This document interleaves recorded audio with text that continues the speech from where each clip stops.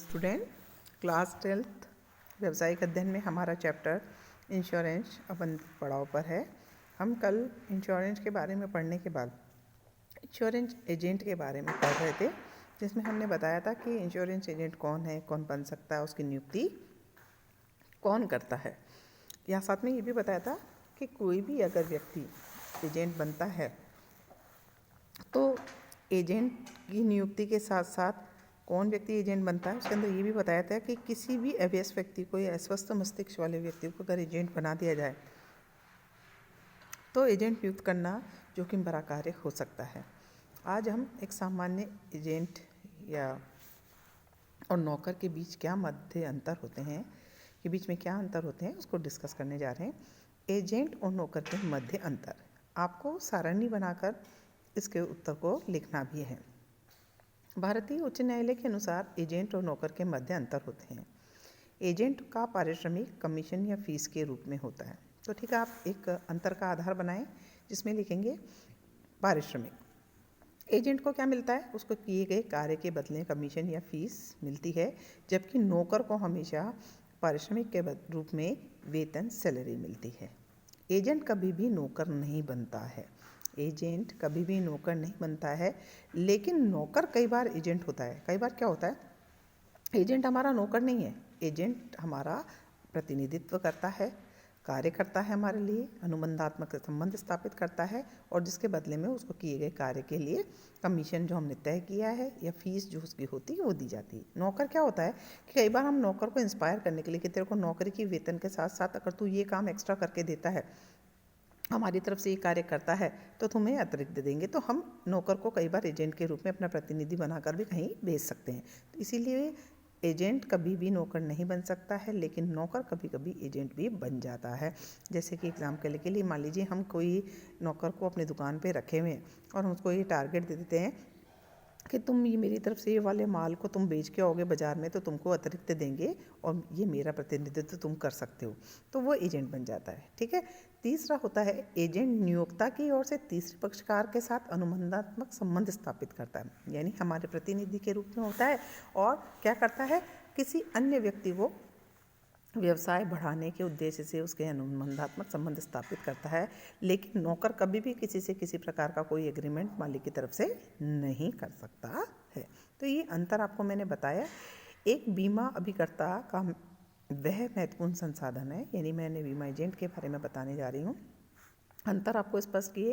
इसके बाद में कि एक बीमा एजेंट एक महत्वपूर्ण माध्यम होता है, संपर्क सूत्र है, जिसके द्वारा जो बीमा लेने वाले हैं, जो बीमा करने वाला है, उसके मध्य क्या किया करता है, ये संबंध स्थापित करने का कार्य करता है। यानी एक तरीके से एक प्रकार का संपर्क सूत्र या मध्यस्थ है, महत्वपूर्ण माध्यम है, जो बीमित और बीमाकर्ता के मध्य क्या करता है, संबंध स्थापित कराने में अपना योगदान देता है। बीमा कंपनियां के ऐसे कार्यकर्ता हैं जो बीमितों को खोजते हैं, उन्हें बीमा कराने के लिए प्रोत्साहित करते हैं, उन्हें तैयार करके निगम तक लाते हैं और बीमा सेवाएं प्रदान करते हैं।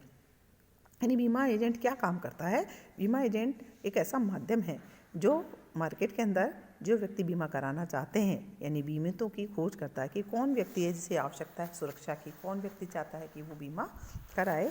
ऐसे व्यक्तियों की खोज करना, फिर खोज कर उन्हें बीमा पॉलिसीज़ के बारे में बताना, बीमा कराने कैसे इम्पॉर्टेंट होता है, उसकी इम्पोर्टेंस को समझाना, ये सब कार्य उसे प्रोत्साहित करने के लिए कि वह अपनी आर्थिक सुरक्षा के लिए, अपने जीवन की सुरक्षा के लिए, अपनी संपत्ति की सुरक्षा के लिए इन सब बीमा कंपनियों द्वारा जो बहुत सारी योजनाओं के तहत बीमा पत्र होते हैं, उन्हें उनके बारे में बताकर उन्हें लेने के लिए, उन्हें क्रय करने के लिए प्रोत्साहित करता है।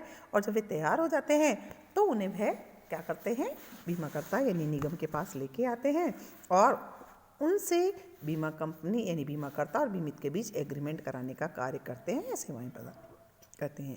बीमा एजेंट के बिना जो बीमाकर्ता बीमा कंपनियां होती हैं वो अपने इस कार्य को नहीं कर पा सकती, क्योंकि बीमित व्यक्तियों का बाजार बहुत बड़ा है और बीमा कंपनी अकेले ये कार्य नहीं कर सकती। इसीलिए वह बीमा अभिकर्ताओं यानी एजेंटों के माध्यम से अपने इस व्यवसाय को, सेवा रूपी व्यवसाय को चलाती है। इनके बिना इनका कार्य संभव ही नहीं।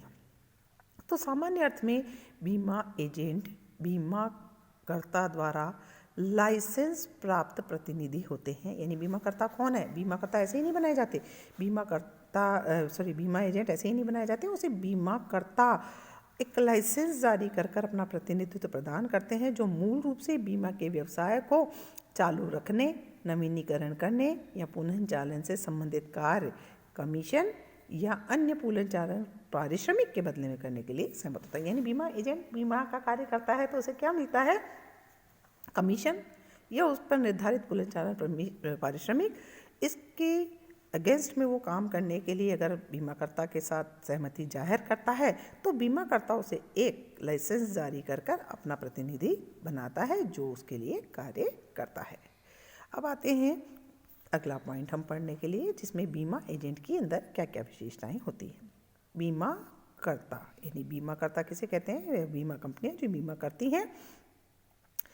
बीमा एजेंट की विशेषता है कि ये बीमा कंपनियां, ये बीमाकर्ता उसके मालिक होते हैं, उसके नियोक्ता होते हैं। यानी मालिक तो कौन होता है? बीमा कंपनियां, बीमा करने वाला। वह अपना प्रतिनिधि किसको बनाते हैं? बीमा एजेंट को। तो उसका मालिक कौन होता है? बीमाकर्ता, बीमा कंपनियां उसका ही मालिक होती है। दूसरी होती है, बीमा एजेंट को बीमा अधिनियम की धारा 42 के अंतर्गत बनाए गए नियमों के अधीन लाइसेंस प्राप्त करना होता है। मैं आपको बताती हूँ कि बीमा एजेंट ऐसे ही नहीं बनते। बीमा एजेंट के लिए हमारे यहाँ कुछ व्यवस्थाएं अधिनियम की धारा 42 में बनाई गई है। जो भी बीमा एजेंट बनना चाहता है उसकी कुछ योग्यताएं निश्चित की गई है, उसमें क्या क्या होनी चाहिए। उन योग्यताओं को पूरा करने वाला व्यक्ति बीमा एजेंट बनने के लिए एक सिंपल सा एक एग्ज़ाम होता है, उस एग्ज़ाम को उसे पास करना होता है। उसके जितने भी नियम उसमें लिखे हुए हैं उन नियमों को वो पूरा करने की अगर योग्यता रखता है तो उसे लाइसेंस जारी किया जाता है और बीमा अभिकर्ता बन जाता है। तीसरा है, बीमा एजेंट बीमा व्यवसाय को प्राप्त करने के लिए प्रयास करता है। बीमा एजेंट का काम क्या है? बीमा एजेंट का काम है तीसरे पक्षकार यानी बीमितों को खोजना, उनसे अपनी बीमाकर्ता कंपनी के लिए व्यवसाय को प्राप्त करने के लिए भरसक प्रयास करना होता है। बीमा एजेंट को कमीशन या अन्य आधार पर प्रतिफल का भुगतान किया जाता है। जितना भी बीमा पॉलिसीज़ के लिए वो अपनी कंपनी के लिए, बीमा अभिकर्ता के लिए वो व्यवसाय लेकर आता है, उस आधार पर उनका कमीशन तय होता है। कि मान लीजिए आपने 1 करोड़ का अगर बीमा करवाया है, जनता को लेकर अपने प्रोत्साहित कर बीमा कंपनी से एग्रीमेंट्स कराएं, तो आपको 1 करोड़ पर जो भी आपका कमीशन तय होगा 0.5, 1 जो भी परसेंटेज तय होता है उस परसेंटेज को आप पाने का अधिकार रखते हैं। फिर आता है पांचवा, बीमा एजेंट बीमा व्यवसाय प्राप्त करने के लिए किसी अन्य व्यक्ति को कमीशन या पारिश्रमिक नहीं दे सकता है। यह अवैध कार्य होता है। जनरली क्या होता है कि हम सोचते हैं कि ठीक है हमारे पास लाइसेंस है, अब हम अपने क्या करते हैं कर्मचारियों को नियुक्त कर लेते हैं और उनको लगाकर कहते हैं कि भाई तुम लोग हमारे लिए बिजनेस लेके आओ, मैं तुमको कमीशन दूंगा। लेकिन बीमा एजेंट व्यवसाय प्राप्त करने के लिए किसी अन्य व्यक्ति को कमीशन या पारिश्रमिक देता है तो उसका लाइसेंस ब्लैकलिस्ट कर दिया जाता है, अर्थात उसे एजेंट से हटाया जा सकता है। यह कार्य अवैध कार्य माना गया है। तो इस तरह से एक बीमा एजेंट के अंदर ये विशेषताएं पाई जाती है। सिंपल सी बात समझ में आ गया। बीमा कंपनियां या जो बीमा कंपनी उसे नियुक्त करती है वह उसका मालिक होती है। उसको लाइसेंस प्राप्त करने के लिए एक पर्टिकुलर औपचारिक प्रक्रिया है, उसे गुजरना पड़ता है, तभी वह एजेंट बन सकता है। और उसका काम क्या है? बीमा अभिकर्ता यानी बीमा कंपनी के लिए व्यवसाय को प्राप्त करना है, जिसके आधार पर वे जितना अधिक व्यवसाय कंपनी के लिए लेकर आता है उसे कमीशन या अन्य पारिश्रमिक जो कि तय किया गया है भुगतान किया जाता है। साथ ही साथ एक इम्पॉर्टेंट चीज़ और होती है एजेंट के अंदर, बीमा एजेंट के अंदर पर्टिकुलर, कि वह किसी भी अन्य व्यक्ति को किसी भी प्रकार का पारिश्रमिक का भुगतान नहीं कर सकता है। अगर ऐसा करता है तो यह कार्य अवैध कार्य माना जाता है। अब आता है बीमा एजेंट जो होता है उसमें योग्यताएं क्या होती है। बीमा अधिनियम और बीमा एजेंट विनियम 2000 के अनुसार एक बीमा एजेंट के अंदर बीमा का लाइसेंस प्राप्त करने हेतु आवेदन करने वाले व्यक्ति में निम्नलिखित योग्यताएं होनी चाहिए। सबसे पहले कि वह भारत का नागरिक हो, यानी उसकी राष्ट्रीयता भारतीय होना ज़रूरी है। दूसरा, उसकी आयु कम से कम 18 वर्ष हो, क्योंकि हमारे माना गया है कि 18 वर्ष से कम की आयु वाले व्यक्ति संपूर्ण निर्णय लेने की स्थिति में नहीं होते, अर्थात उसका वयस्क होना नित्यांत आवश्यक है। मानसिक रूप से वह स्वस्थ मस्तिष्क वाला होना चाहिए, पागलपन करार दिया हुआ, दिवालिया करार दिया हुआ नहीं होना चाहिए।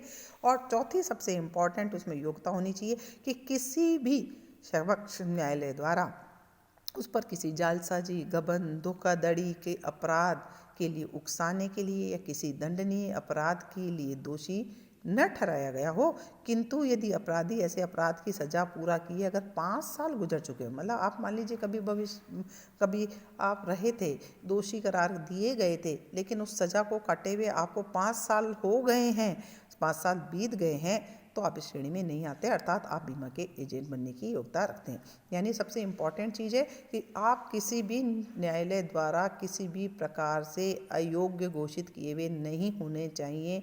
जालसाजी, धोखाधड़ी, गबन, कोई भी आपराधिक न्यायिक प्रक्रिया के दोषी अगर करार दिए गए हैं तो आप बीमा एजेंट बनने की योग्यता नहीं रखते हैं। लेकिन किसी भी कारण से आप दोषी करार दिए गए थे और उसकी सज़ा पूरे की आपको अगर 5 साल हो चुके हैं तो आप बीमा एजेंट बनने की योग्यता वापस हासिल कर लेते हैं। तो एक बीमा एजेंट बनने में क्या क्या योग्यताएं होती हैं, उसकी क्या क्या विशेषताएं होती हैं, आपको क्वेश्चन बनाने हैं अलग अलग। आज बीमा एजेंट में क्या विशेषताएं पाई जाती है।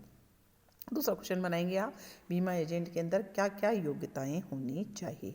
और तीसरा क्वेश्चन जो कि मोस्ट इम्पॉर्टेंट क्वेश्चन है, एजेंट और नौकर के मध्य क्या अंतर होते हैं, उनको आप टेबल बनाकर अंतर के आधार पर अंतर करेंगे और होमवर्क में मुझे करके दिखाएंगे। आज के लिए इतना ही। धन्यवाद बच्चों, आप सभी होमवर्क ज़रूर से करें।